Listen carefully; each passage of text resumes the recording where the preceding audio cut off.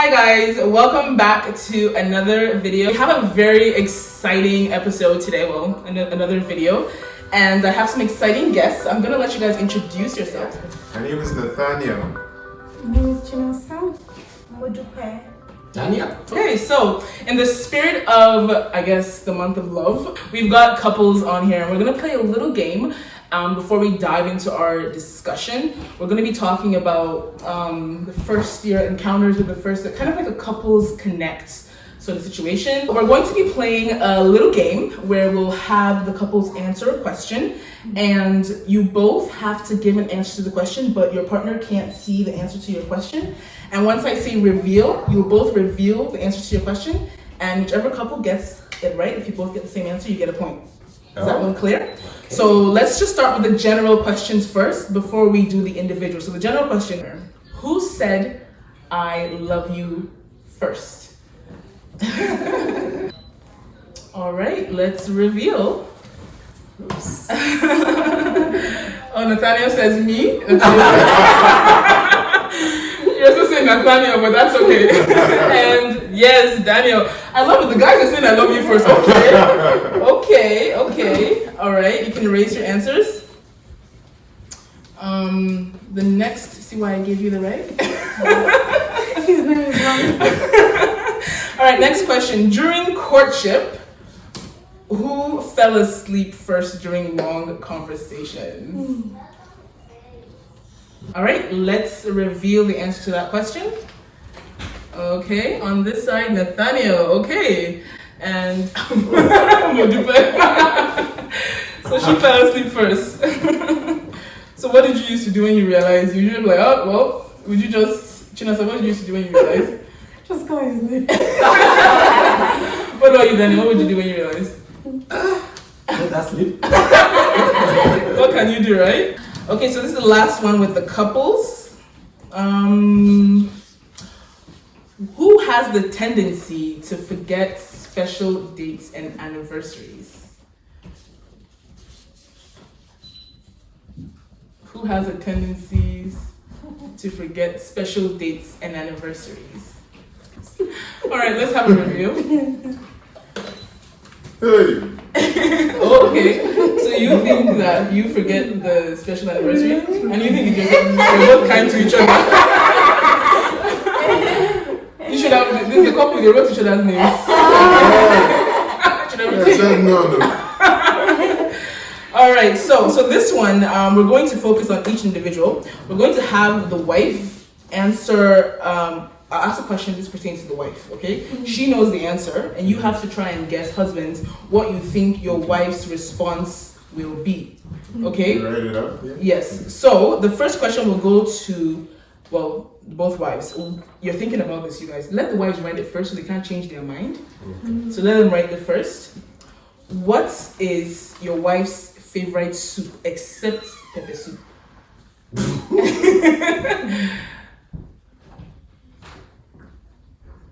Okay. How many soups? Just one. Just. All right, that's the reveal. She says ogbono. Yeah, I think so. And but you want to see? All right, so spelling doesn't count. Right? Oh my goodness. Okay, so what is your wife's dream vacation? Her dream vacation spot. So not a cruise or anything like that. We need a specific place, maybe like the Maldives. Oh. The wife is even thinking that. Which means the husband has no clue. All right. Okay, let's reveal it. Now let's start from this couple first. Nathaniel said Nigeria. Yeah, she's telling me this. No, Nathaniel, there is visiting family.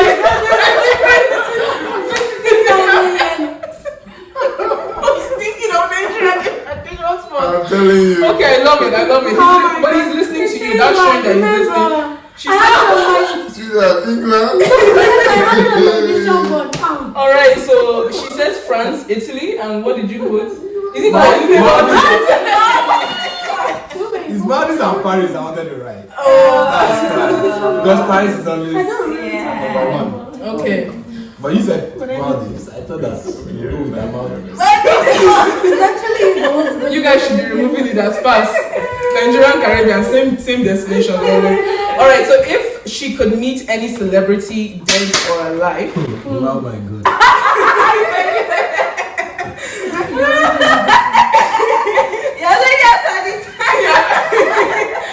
What did he say?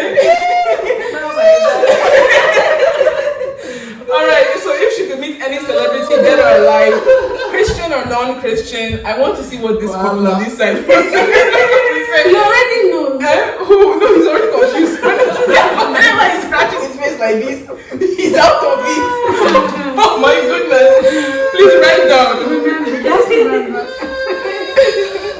So let's give it a reveal. Let's reveal. Emma, oh my god, see they're this Please tell me. Nathaniel Bassi. Champion. Nathaniel Bassi is like the Nigerian version. The American. I have to go to Nigeria to decide. Okay, so let's switch it over to the husbands. Okay. All right. How many times a month? Just one number. How many times a month does your husband get a haircut? Now or in the past? Let me give it to ourselves. Even though Just one a number. The number. Don't write any other. Just give me one number. Husband does not even know. He's trying to think about how often. because it varies. It's not. varies, Yeah, yeah, it's not regular. consistent. So do we make it in a year? In a no, not I got really. another something. Yeah, Really? it's not regular. No, Okay. But just write like an average. That works. An average works. All right. Let's do a reveal. Okay, for this couple, 2 times. Yes, 2 to 4 every month. 3 or 4 in the past, now like 2 times. Maybe she does an average and add it all up. And divide it by 3 because at this point she wrote pass and then presents. As well, she's keeping up with the changes. That's true love. All right, so in the kitchen, what dish does your husband, in his opinion, in his opinion, what dish does he prepare the best? Oh, okay. Other people might taste it too and have issues, but for him. Okay, all right, everyone, let us reveal. Beans and beans, they are on point. You're on the same radar. This one, say please. Men and bread, let's gather together. Chinese fried rice and white rice. No, let's do rice. Let's give you that. Let's give you that. Chinese fried rice. Just this result we are made in London. But it's good! Alright, so 2 more questions. Don't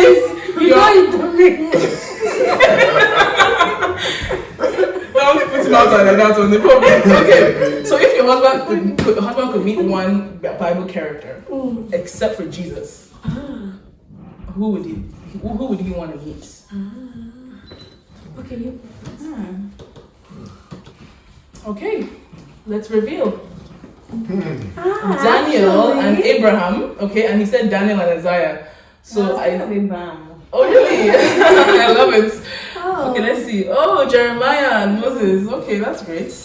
She got it. Finally. You have put him at peace. He's now at rest. Oh my goodness. Okay, last one. If your husband could have because now you guys are writing to 2 answers. 1 superhero characteristics. What would he want? Okay. Okay, let us reveal.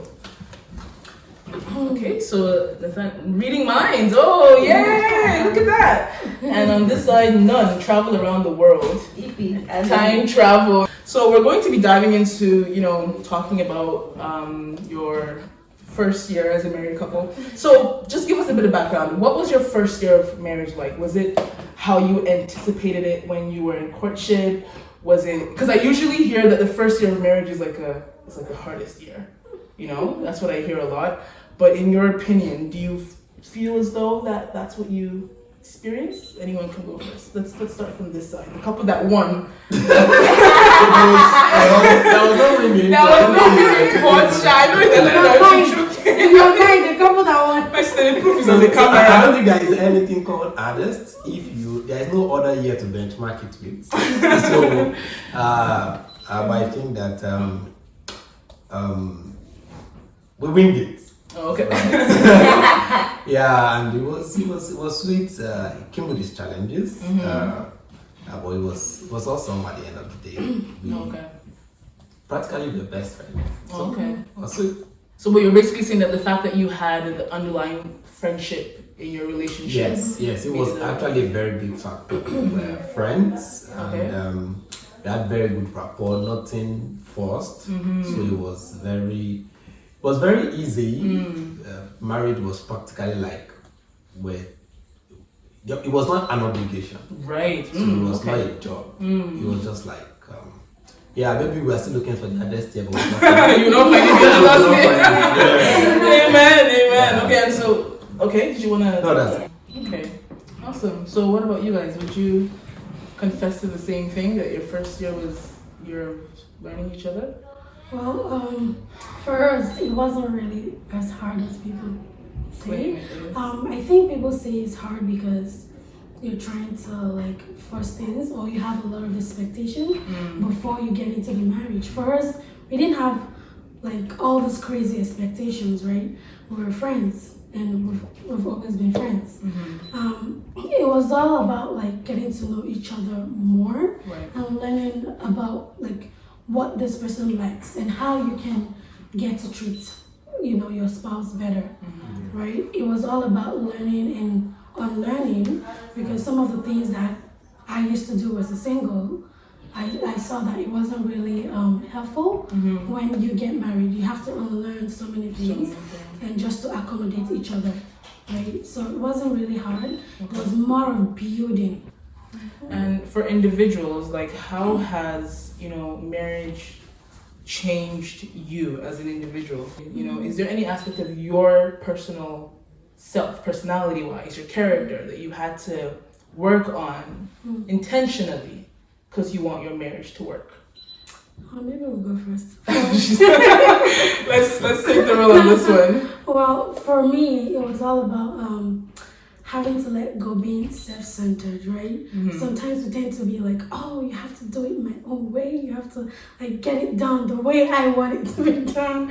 But you can't be selfish. You can't be self-centered in a marriage relationship because it's partnership, right?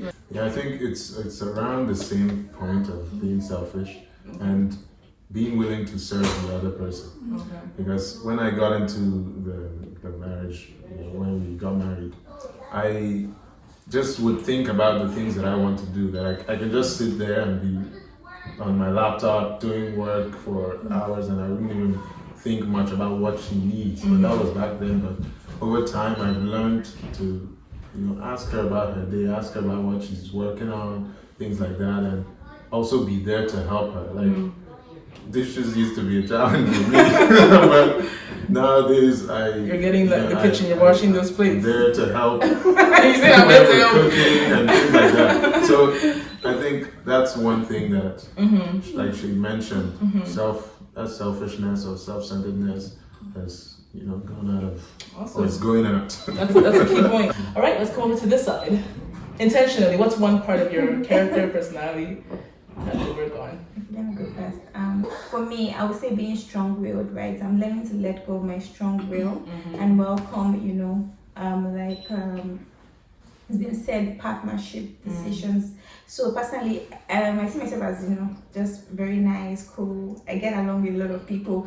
But when you now really get married, you now see that, oh my. So when I was, before getting married, my mom always complained about my strong will. She said, "Baby, don't you see, but she would not say more than that, But I can be very strong-willed, and that's because I have a very strong, very vision about something. I feel like and I have this understand I can get things done even by myself, right?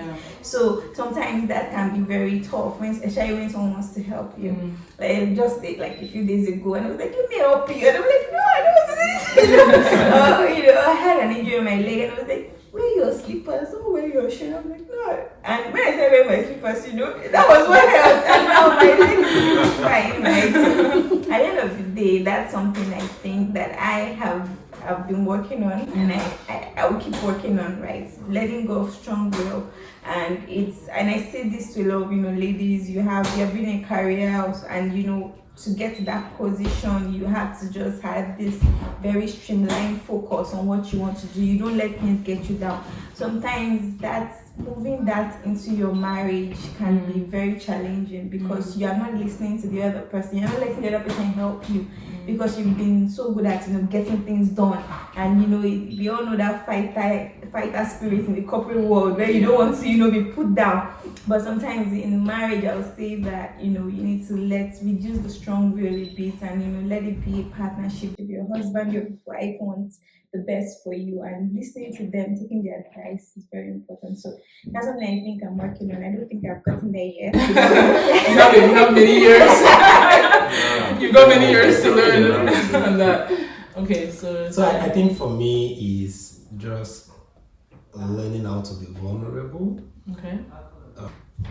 Marriage is where you live 100, not 50-50 as the words say. So sometimes giving 100, you'll be like, I'm giving all of me. So you just have to trust your partner. That's one big thing, that just 100% blindly trust in the way where she has your best interest. And that's one, because also from the corporate world, you are bullish. Trust no one is what you learn. So, but in marriage, one thing that I've learned is really being vulnerable to her, being like from the spiritual to the health to the finance, to just be vulnerable. Right. Let your spouse know your weak points, because if she doesn't know them, she can't help you. She can't be there for you when you're down. And as men, literally our ego does not allow us to. We don't want people to know our weak points. We're always guiding our weak points, because you don't want to be when the world knows your weak point, then use it against you possibly, right? So, but in the home front, one thing I've learned is to always trust and 100% just trust and be sure. And it's a big 360-degree turn, but we're learning. And I think that's the main part that I'm getting, is that you guys are still learning, right? Just knowing that this is an ongoing school, right? It's not the school that you're gonna graduate. So it's so important to understand that once you get through that first year, if you don't get it right, make a few mistakes, there's room for growth, right? Awesome. So please share with us one thing that you appreciate about your spouse the more after seeing this first year, that you say, oh my goodness, this really stands out. What's just one thing? I would have said 1 to 3. I would not finish today. I know, that's why I was so specific, because there are some people here that they really appreciate. So just one thing you appreciate about your spouse. Okay, one thing I appreciate about my husband is waking up and making the bed. I'm telling you, I don't have to worry about making beds, because when he sees the bed, like, he just does it. It's kind of part of him. Right, it's part of him. And also, young men go and start making beds. Apparently, there's something about that. That's awesome. Yeah, okay. That's something so sweet. And now that you know Nathaniel, you now up the game a bit. All right. I love it. Go ahead. So I've come to appreciate how she cares for the things that are unseen, like the things that I wouldn't notice, and she can pick on those things. Like, let's say there's something in it looks dirty, or it looks like an issue, or maybe the place is a bit messy, and to me, I feel like it's okay, there's no big deal, but she can see, and she's always like trying to make sure the place is in order. And let's say there's some little hair there, and I can't see it because I don't usually have my glasses on. So she's like, very picky on that. It's like, but in a good way. Yes. Because at the end of the Attention day, to detail is really what you're trying thank to you very much. say. Yeah. And also when people come by or people are coming by, she wants to serve. Like she's that person. So I really appreciate that about her. How sweet. Alright, let's come to this side. Okay, I think my husband, it's also like, I'll just pick, there's so many things, but I would just say fun wisdom. So one thing, my husband makes the house so much fun, like he's a fun person. You can be working and he wants to like, just relieve himself and he will just like, oh, I maybe I'm cooking and I'm already like squeezing my face and he's just like, oh, maybe will be hungry. So like, and he does that all the time. And if he sees like I'm stressed, I'm not talking, he will drop, no matter what he do, he'll drop his laptop and just come and try to make me very happy and smile and all. So and that makes the house like fun. And you can just do like very lively, fun stuff, and you just start laughing. When I get like advice from him, it's always on point, right? So he has like great wisdom. You're giving two things, so you're doing that. Fun wisdom. That's two in one, that's a combo. That's for one. What is this? Wow. Alright, let's move on because we're not end today. I can see the sparkle in your eyes. Yeah, so I think it's a setup to choose one. It's a lot. But I'm typically someone who don't like food. I don't like to eat really. Really? My wife has taken it as a full-time job to prepare foods that you can never say no to. Right? Like, oh, you want to say no? Come on, just see this one. And it is like every morning, I'm like, where do you find the strength? You still go to work and you still, so it's a lot for me. I look every morning, I am so grateful. Like, and I'm so grateful. It's so selfless. Yeah. So selfless. So I'm so grateful. That's sweet. So this time I'm gonna get you guys to answer these questions together. What's one advice that you've gotten, whether maybe at a couples retreat or a counseling session, that you feel has really benefited, the both of you? Let's start with you guys. What's one advice that you've received that's helped the both of you? So we attended a couples weekend Retreat? Event. Awesome. And when the men were put aside to talk together, so there was some things that they noted down on the sheet, the pamphlet, and they talked about owning the responsibility to apologize. And even if, or at least to initiate that, even if I'm not the one at fault. And it was something that was too hard for me to do. And till today, it's just the grace of God. Because sometimes you're like, you can't see where you're wrong. Right. But, so that's something that I've learned. That's something that I've learned to do. And it might take some few hours or some time before I just remember that word and I'm like, okay, just go and apologize. And let's start that, emotion. That is one of the things, and like forgiveness and being willing to apologize, get over these things, because none of these things matter usually. Right. Yeah, and even personally from our own perspective, like we try to make sure that we don't bring in like third parties into the relationship.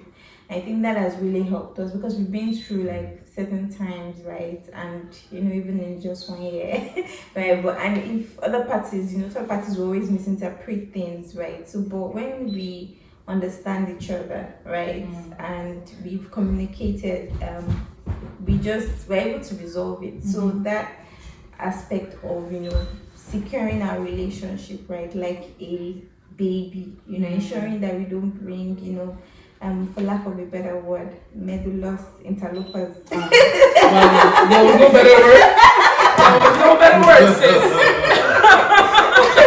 Actually, it's a Wow. good term. I like it. I like that little term. So, yeah, the other better words, maybe like third party is a better word, right? Oh my goodness. So like just securing our relationship, right, and ensuring that we try to resolve issues within ourselves. We've not had any issues so far that we couldn't resolve, by ourselves, by discussing with each other. I think that's it. Just being dynamic, ensuring that there is no matter who you are, whether you're a president, you're a parent, you're a friend, whoever you are, our family is ours and ours alone. Right. No matter who you are, parent, friend, family that's the law. Yeah. So nobody has any other opinion. No third party has any opinion. Our rule is our rule. Whatever we decide today, no pastor never can change. No pastor. That's strong. Because it's really so easy these days. People have opinions. They really want to just perch in and give their thoughts, but it's a really good foundation to stand on, right? Because at the end of the day, y'all are going home together, right? You close your door and it's just the two of you. So yeah, those are really good pointers. Now to just close things off, final words of encouragement, okay? To expecting couples, people that are in courtship, people that are desiring marriage. Okay, I can go first. I'd say number one, build internally. Number two, be happy with yourself. Don't wait for happiness from your spouse. Yeah, it will contribute to it, it will help it. But if you are not happy, your spouse can help. Nobody can make you happy. Your happiness is from within, right? And also learn that you have to submit either as a man or as a woman. There is submission both ways. You have to learn. You have to learn to be calm, and also God is in the center. God's will is, especially for singles, it's not a person.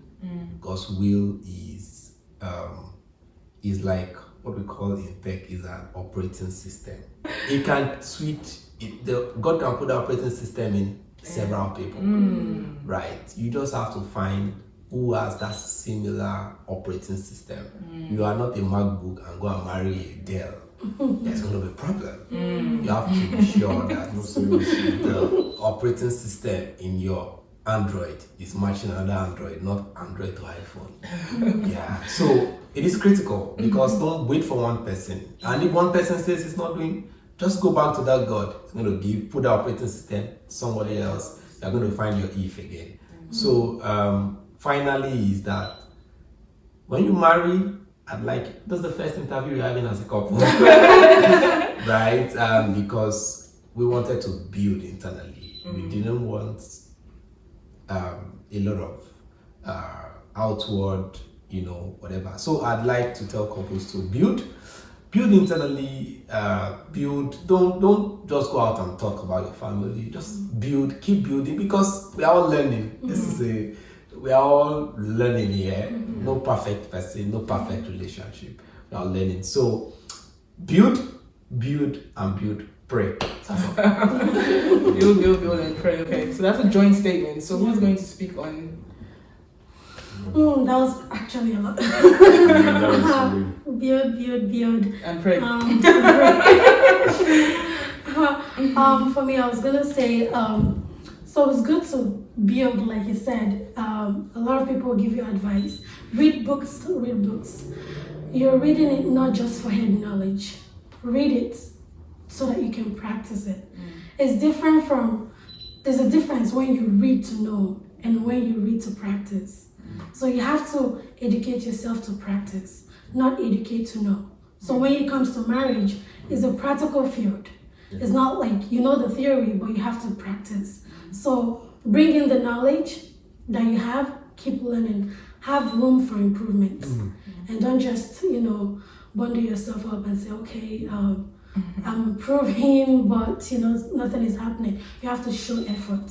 You have to make your spouse know that for sure something is changing.